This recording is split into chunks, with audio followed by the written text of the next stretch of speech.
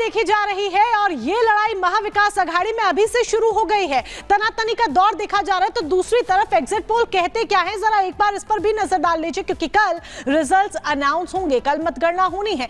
Matrix के exit poll की अगर हम बात कर ले तो देखिए यहां पर हम बात करेंगे महायुति की। महायुति के खाते में जाती हुई नजर आ रही हैं 150 से 170 सीटें।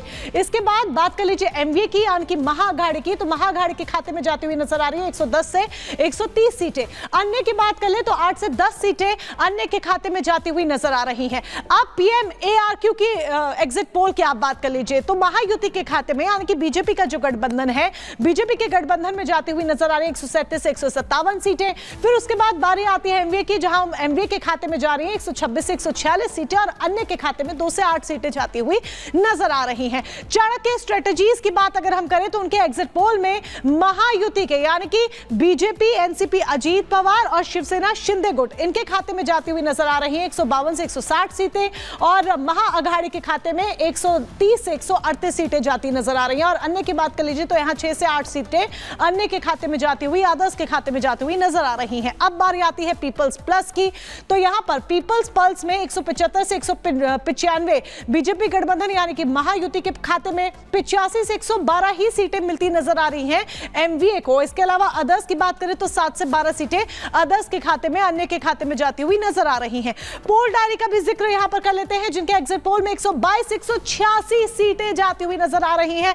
महायुति के खाते में, तो 59 से 121 सीटें ही, 69 से 121 सीटें ही जाती हुई नजर आ रही हैं एमवीए के खाते में और अदर्स के खाते में 12 से 29 सीटें जाती हुई नजर आ रही है। तो ये तो एग्जिट पोल की बात हो गई कि एग्जिट पोल क्या कुछ कहते हैं, लेकिन दरअसल क्या ये एग्जिट पोल एग्जैक्ट पोल में बदल पाते हैं? नहीं, ये कल ही पता चल पाएगा।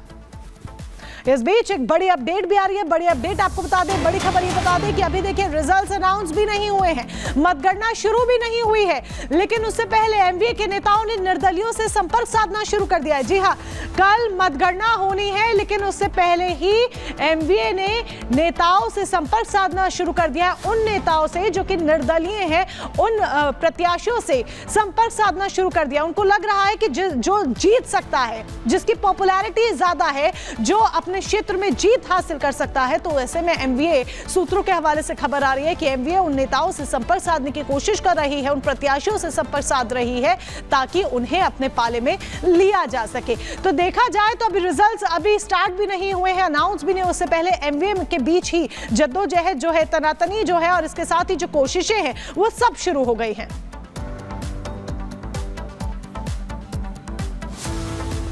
तो नतीजों से पहले महाराष्ट्र में जबरदस्त तरीके से हलचल देखने को मिल रही है और साथ ही साथ घमासान भी कुर्सी को लेकर शुरू हो चुकी है। लेकिन दूसरी तरफ आपको बता दें कि अभी देखिए हैरानी इस बात को लेकर हो रही है कि ईवीएम की पेटी खुली नहीं है, लेकिन उससे पहले ही ईवीएम को लेकर शिकायत भी शुरू हो चुकी है। और हैरानी ये भी सुनकर आपको होगी कि इस बार ईवीएम का रोना किसी राजनीतिक दल के नेता की तरफ से नहीं हो रही है। तो आखिर कौन ये शिकायत कर रहा है ईवीएम को लेकर, आपको रिपोर्ट के जरिए दिखा रहे हैं।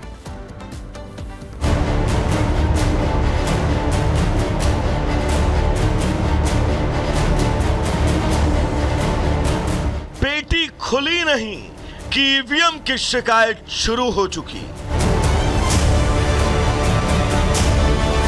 गिनती शुरू नहीं हुई कि ईवीएम पर हाय तौबा मचने लगा।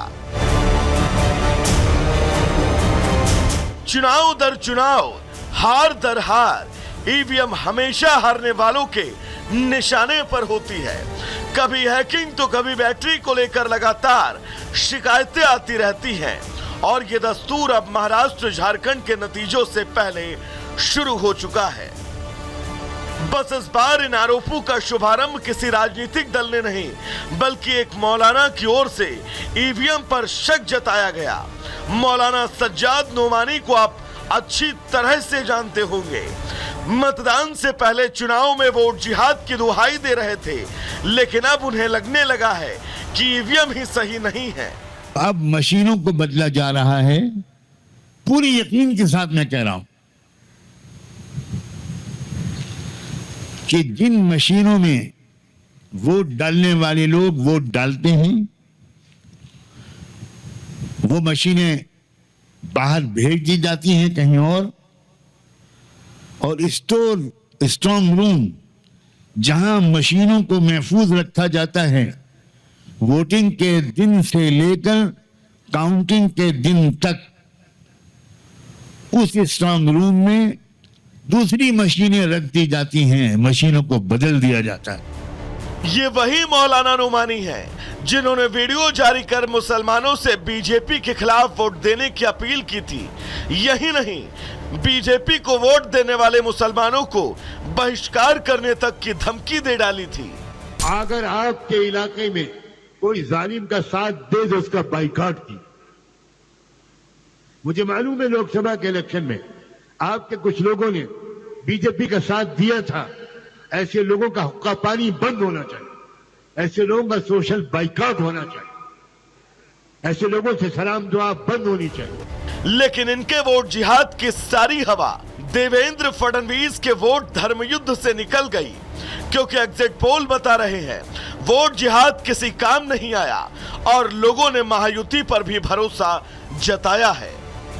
अब ये मौलाना नुमानी की फिक्र है या फिर सच में उनके पास कोई सबूत है, फिलहाल ये कहना मुश्किल है। लेकिन अगर विपक्ष हारता है तो उसे कम से कम साथ देने वाला और ईवीएम की बुराई करने वाला कोई शख्स मिल चुका है।